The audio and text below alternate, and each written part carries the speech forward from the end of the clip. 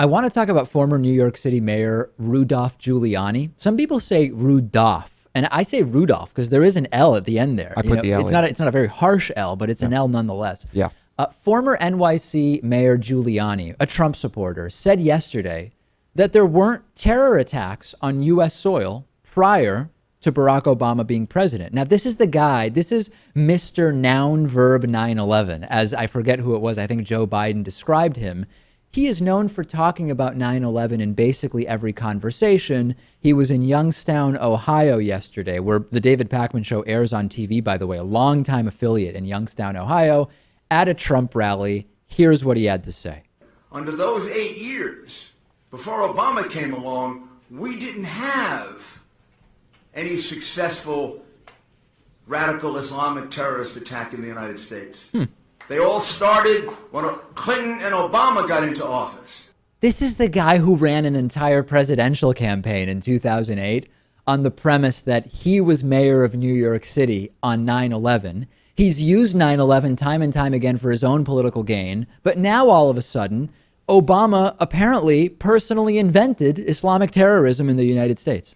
This is a very common theme among the right, and that is that George Bush was fantastic because after 9/11, there were no more attacks. And in every single case, when you talk to these people, 9/11 doesn't count. It's as if it didn't happen. How can he even say this with a straight face? Because every 2016 voter was alive on 9/11. Now, yes, some were 3 years old at the time, admittedly.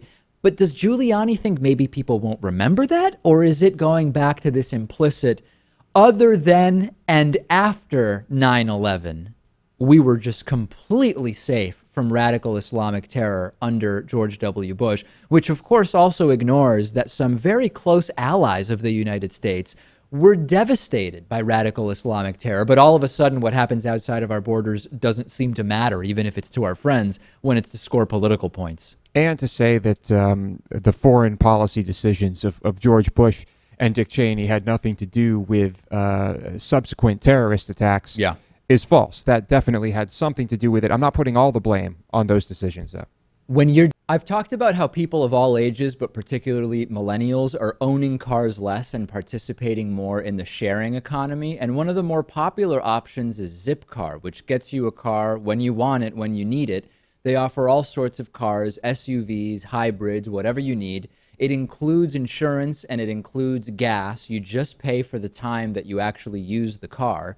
And you can reserve the car online from your smartphone over the phone. Then you unlock it with your Zip card. Each car share member reduces their personal CO2 emissions by between 1,100 and 1,600 pounds per year.